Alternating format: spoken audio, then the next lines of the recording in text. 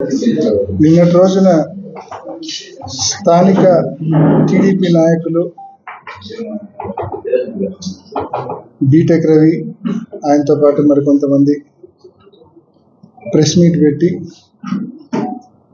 ఆ ప్రెస్ మీట్లో ఈ సంవత్సరంలో ఏదో సాధించామని చెప్పి చాలా సంతృప్తి చెందినామని చెప్పినారు.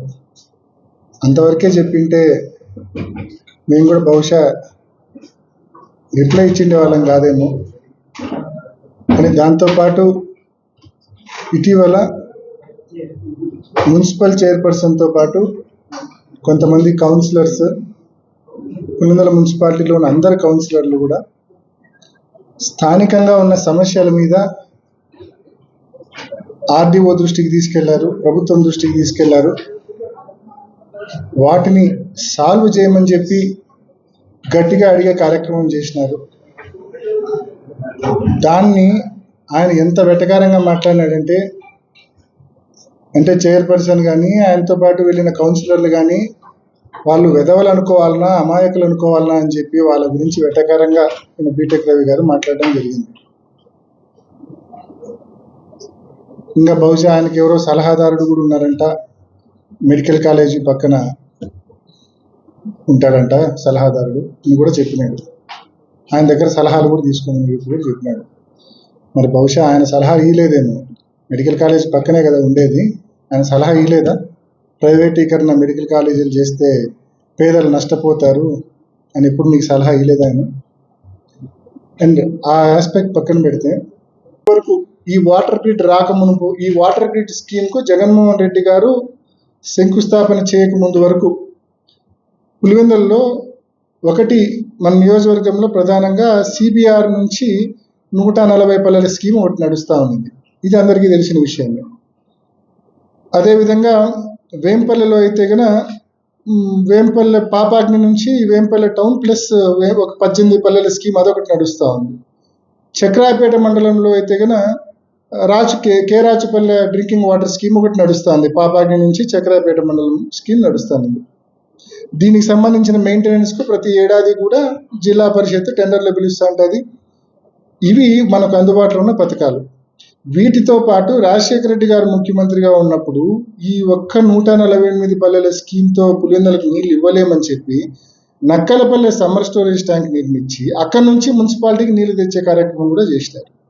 ఆ తర్వాత నీళ్ళ సమస్యలు ఎక్కువ ఉంటే ఉల్లిమెల్ల దగ్గర ఒక 5-6 బోర్లు వేసినాం. కదిరి రోడ్లో కూడా ఒక 5-6 బోర్లు వేసి అవి కూడా మున్సిపాలిటీకి నీళ్ళు ఇచ్చే కార్యక్రమం చేస్తున్నాం. నీళ్ళ విషయంలో ఎక్కడే కానీ రాజీ పడకుండా, ఎక్కడే కానీ ఎటువంటి ఇబ్బంది లేకుండా నీళ్ళు ఇచ్చే కార్యక్రమం ఇన్నేళ్ళుగా చేస్తూ ఉన్నాం. సో దీన్ని శాశ్వతంగా ఇప్పుడున్న ఈ పథకాలకు సంబంధించిన మెయింటెనెన్స్ ఎక్కువ అవుతూ ఉంది.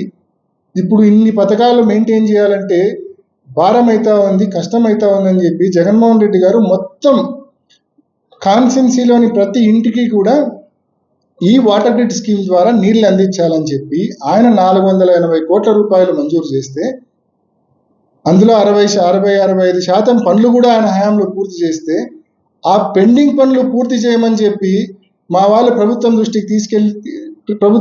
దృష్టికి తీసుకెళ్ళడం తప్ప?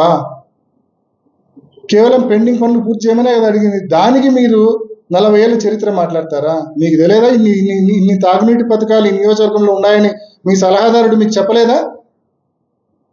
సిబిఆర్ నుంచి 148 పల్లెల స్కీమ్ ఉందని, అదేవిధంగా నక్కలపల్లి నుంచి పులివెందులకు నీళ్ళు వస్తాయని, ఉల్లిమెల్ల దగ్గర నుంచి అదేవిధంగా కదిరి రింగ్ రోడ్ నుంచి మున్సిపాలిటీకి నీళ్లు తీసుకుంటారని, అదేవిధంగా వేంపల్లెకు పాపాగ్ని నుంచి తీసుకుంటారని, చక్రాపేటకు పాపాగ్ని నుంచి తీసుకుంటారని ఇంతకాలం నడిచిన పథకాల గురించి మీకు అవగాహన లేదా? మీ సలహాదారుడు మీకు చెప్పలేదా? మీకు ఇవన్నీ ఏమాత్రం బుద్ధి లేకుండా, ఏమాత్రం జ్ఞానం లేకుండా, ఏమాత్రం అవగాహన లేకుండా బోగస్ మాటలు. నీ పేరు ముందు బీటెక్ అనేది ఎంత బోగస్సో నీ మాటలు కూడా అంతే బోగస్. ఈ బోగస్ మాటలు పక్కన పెట్టమని చెప్పి ఈ బీటెక్ రవి గారికి నేను హితవు పలుకుతా ఉన్నా. ఇంకొకసారి ఇప్పుడు అధికారంలో ఉండేవాడు పని చేయాలా, మాటలు చెప్పకూడదు. నేను లాస్ట్ 5 ఏళ్ళు చేసిన పని అదే. అధికారంలో ఉన్న వాళ్ళు పని చేయాలి, మాటలు చెప్పకూడదు. ప్రతిపక్షంలో ఉన్న వాళ్ళు సమస్యలు లేవనెత్తాలి. మేము సమస్యలు లేవనెత్తుతాం. మీరు అధికారంలో ఉండారు, చేతనైతే పరిష్కరించండి. ఇంకోటి, మీకు ఏ రకంగా మీ పాలన సంతృప్తికరం అనిపించిందో నాకైతే అర్థం కాల. మీ పాలన మీకు ఏ రకంగా సంతృప్తికరం అనిపించిందో నిజంగా నాకే కాదు, పులివెందుల ప్రజలకు ఎవరికీ అర్థం కాల. ఇన్ని పెండింగ్ పనుల్లో ఒక్క విషయంలోనే కనీసం మీరు పురోగతి సాధించారా ఈ సంవత్సర కాలంలో, ఈ 18 మాసాల కాలంలో? ఏడాది మొదలు పెట్టడమే మీ ఘనకార్యాల గురించి చెప్పాలంటే 2025 ఏడాది మొదలు పెట్టడమే సంక్రాంతికి 10 కోట్ల రూపాయల ముగ్గురాయి లేవేసినారు, దొంగతనం చేసినారు. రాత్రి 100 టిప్పర్లు పెట్టి 10 కోట్ల రూపాయలు ముగ్గురాయిని సింగిల్ నైట్లో దొంగతనం చేసిన మహానాయకుడు బీటెక్ రవి గారు. ఇది మీరు ఏడాది మొదలు పెట్టడమే ఒక భారీ దోపిడీతో మొదలు పెట్టినారు. ఆ తర్వాత మీరేమన్నా ఖాళీగా ఉన్నారా? ఏడాది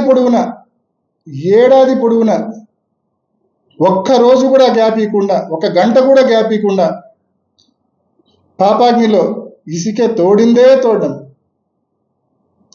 కుమారకాలువ సర్పంచ్ మన వచ్చి ఫోటోలు చూపించి చెప్తా ఉన్నాడు, కలెక్టర్ దగ్గర కూడా పోయి కంప్లైంట్ ఇచ్చినాం. ఇది రెండోసారి. కుమారకాలువ ఆ ఊర్లో ఉన్న రైతులు, ఆ ఊర్లో ఉన్న సర్పంచ్ అందరూ వచ్చి కంప్లైంట్ ఇస్తా ఉన్నారు. మా ఊరి పక్కన ఒకప్పుడు కుమారకాలువకు మా ఊరి పక్కన పాపాగ్ని నది పారేది, ఇప్పుడు పాపాగ్ని నది పారడం లేదు, పాపాగ్ని గొయ్యి అయింది మా ఊరు అని చెప్తా ఉన్నారు. పాపాగ్ని నది ప్లేస్లో పాపాగ్ని గొయ్యి అయిందంట. ఆ గొయ్యి కూడా వాళ్ళ పొలాల గట్టు వరకు వచ్చింది. ఈసారి ఆ నీళ్లు కనుక ఫ్లో అయితే, పైనుంచి వర్షాలు పడి వాటర్ ఫ్లో అయితే వీళ్ళ పొలాలన్నీ కోసుకుపోయే ప్రమాదం ఉంది. కుమారకాలువకు సంబంధించిన పొలాలన్నీ కోసుకుపోయే ప్రమాదం ఉంది. యథేచ్ఛగా రోజుకు 100 నుంచి 150 ట్రిప్పులు ఇసుక చక్రాయపేట నుంచి అట్లే మీరు పక్క రాష్ట్రాలు తరలిస్తారు. మున్సిపాలిటీలో కౌన్సిలర్స్ కావచ్చు, చైర్పర్సన్ గారు కావచ్చు, లేకుంటే మా ఇన్ఛార్జ్ మనోహరెడ్డి గారు కావచ్చు, వీళ్ళందరూ కూడా పోయిన ఇష్యూస్ ఏంటి? ఒకటి, ఊర్లో రేషన్ డిస్ట్రిబ్యూషన్ సరిగ్గా జరగడం లేదు. ఈ రేషన్ డిస్ట్రిబ్యూషన్ అనేది కనీసం 30 to 40% కూడా ప్రజలకు అందడం లేదు. 60-70% మొత్తం అక్రమ రవాణా జరిగి నీకు మిస్యూజ్ అయ్యి దాన్ని మళ్ళీ పాలిషింగ్ చేసి ఎక్స్పోర్ట్ చేసే కార్యక్రమం చేస్తున్నారు. అత్యంత దారుణంగా రేషన్ డిస్ట్రిబ్యూషన్ జరుగుతూ ఉంది. దీన్ని చక్కదిద్దండి. పేదలందరికీ కూడా రేషన్ బియ్యం వచ్చే విధంగా చర్యలు తీసుకోండి అని చెప్పి ఒకసారి ప్రభుత్వం దృష్టికి తీసుకెళ్లారు మా చైర్పర్సన్, కౌన్సిలర్స్ అందరు కలిపి. రెండోసారి స్థానికంగా మనం దాదాపు 10,000 ఇల్లు దగ్గర మన JNTU బ్యాక్ సైడ్ మన లేఅవుట్లో మనం తీసుకొచ్చాం. అక్కడ కావచ్చు, బాపనపల్లి దగ్గర కావచ్చు. సో ఈ 10,000 ఇల్లు దాదాపు 8 నుంచి 9,000 ఇల్లు, ఈ ఇళ్లకు సంబంధించి ఈ 18 మాసాల్లో ఎటువంటి పురోగతి లేదు. కనీసం 1 లక్ష రూపాయల పని కూడా జరగలేదు. ఆ ఇల్లు కంప్లీట్ చేసి పేదలకు అప్పగించండి. ఆ ఇల్లు గతంలో ఒక దశకు తెచ్చిన రాక్రీట్ సంస్థ ఏదైతే, రాప్తాడు ప్రకాష్ రెడ్డి వాళ్ళ సంస్థ ఏదైతే ఉందో, ఆ సంస్థ పులివెందులతో పాటు అనేక చోట్ల వాళ్ళు ఈ వర్కులు చేసినారు. వాళ్ళకు పెండింగ్ బిల్స్ ఉన్నాయి. ఆ పెండింగ్ బిల్స్ రావాలన్న కారణంతో వాళ్ళు హైకోర్టుకు పోయి స్టే తీసుకొచ్చినారు. కానీ ఇక్కడ చిన్న విషయం ఏంటంటే, నేను హౌసింగ్ అధికారుల దృష్టికి, MD దృష్టికి కూడా గతంలో తీసుకెళ్ళినా. ఇప్పుడు సంవత్సరం క్రితమే తీసుకెళ్ళినా. పులివెందుల హౌసింగ్ కాలనీ వరకు పేమెంట్ ఇవ్వాల్సిన దానికంటే ఇంకా ఒక 10 రూపాయలు ఎక్స్ట్రా పేమెంటే జరిగింది. హౌసింగ్ కార్పొరేషన్ MD ఈ ప్రభుత్వంకు కొంచెమైనా పులివెందుల మీద చిత్తశుద్ధి ఉంటే, పులివెందుల హౌసింగ్ కాలనీకి మేము ఇంకా పేమెంట్ ఎక్సెసే చేసినాము, ఇక్కడ ఎటువంటి పెండింగ్ పేమెంట్ లేదు, కాబట్టి కోర్టు ఏదైతే స్టే ఇచ్చిందో ఆ స్టే నుంచి పులివెందుల హౌసింగ్ కాలనీని మాత్రం వెకేట్ చేయండి అని చెప్పి ఒక చిన్న అఫిడవిట్ వేస్తే గన హౌసింగ్ కార్పొరేషన్ వాళ్ళు పులివెందుల హౌసింగ్ కాలనీని అందులో నుంచి వెకేట్ చేస్తారు, ఆ కోర్టు స్టే నుంచి. ఆబ్వియస్గా ఇక్కడ పనులు ముందుకు కదిలే అవకాశం ఉంటుంది, కంప్లీట్ అయ్యి పేదలు అందులో చేరే అవకాశం కూడా ఉంటుంది. ఆ విషయమై మా వాళ్ళు ప్రభుత్వం దృష్టికి తీసుకెళ్తే అది పట్టించుకోవడంలా. ఇప్పుడు కూడా చెప్తా ఉన్నాం, చాలా సింపుల్ ఇష్యూ అది. మీరు ఒక అఫిడవిట్ కోర్టుకు వేయండి, పులివెందులలో పేమెంట్ పూర్తిగా వచ్చింది కాబట్టి పులివెందులను వెకేట్ చేయండి, కోర్టు స్టే నుంచి వెకేట్ చేయండి అని చెప్పి హైకోర్టు దృష్టికి తీసుకొని పోతే తప్పకుండా కోర్టు వెకేట్ చేస్తుంది, పులివెందుల హౌసింగ్ కాలనీని ఎగ్జామ్ చేస్తుంది. ఆబ్వియస్గా ఇక్కడ పనులు ముందుకు తీసుకెళ్ళచ్చు. ఆ విషయంలో మీకు ఎటువంటి చిత్తశుద్ధి లేదు. 18 మాసాలు అవుతుంది, కేవలం మమ్మల్ని విమర్శించడం తప్ప మీరు సాధించింది శూన్యం, ఏమీ లేదు. మూడవది అతి ముఖ్యమైనది, మా వాళ్ళు మా చైర్మన్ గారి ఆధ్వర్యంలో నియోజకవర్గం మొత్తానికి సంబంధించిన వాటర్ గ్రిడ్ పనుల గురించి ఆర్డీఓ గారిని కలిసినారు. జగన్మోహన్ రెడ్డి గారు ముఖ్యమంత్రిగా ఉన్నప్పుడు ఈ నియోజకవర్గంలో ప్రతి ఇంటికి తాగునీరు ఇవ్వాలన్న ఉద్దేశంతో 480 కోట్ల రూపాయలతో వాటర్ గ్రిడ్ స్కీమ్ని మంజూరు చేసినారు. మంజూరు చేసి ఆయన ముఖ్యమంత్రిగా ఉన్న నాటికి 60 నుంచి 65% పనులు కూడా పూర్తి చేసినారు. ఆ పెండింగ్ పనులు పూర్తి చేయమని చెప్పి ఆర్డీఓ గారిని కలిస్తే ప్రభుత్వం దృష్టికి మా మున్సిపాలిటీ, మా చైర్మన్, మా కౌన్సిలర్లు తీసుకెళ్తే దాన్ని వక్రీకరించి పులివెందుల్లో 40 ఏళ్ళుగా వైఎస్ వాళ్ళే ఉండారు, సర్పంచ్గా, మున్సిపల్ చైర్పర్సన్గా అన్నీ ఉండారు, మరి మీరు నీళ్ళ సమస్య ఉందని చెప్పి మా దృష్టికి తీసుకొని వస్తారా అని చెప్పి అంటారు. అసలు నాకు బుర్ర ఉందనుకోవాలనా లేదనుకోవాలనా? ఈ జిల్లాలో ఈ తెలుగుదేశం పార్టీ అధికారంలోకి వచ్చినప్పటి నుంచి ఈ 18 మాసాల్లో ఎన్నో వేధింపులు, ఎన్నో ఇబ్బందులు, ఎన్నో దొంగ కేసులు అన్నీ తట్టుకొని వైఎస్ఆర్ కాంగ్రెస్ పార్టీకి, మా నాయకుడు జగన్మోహన్ రెడ్డికి అండగా నిలబడుతున్న ప్రతి కార్యకర్తకు కూడా నూతన సంవత్సర శుభాకాంక్షలు తెలియజేస్తా ఉన్నా.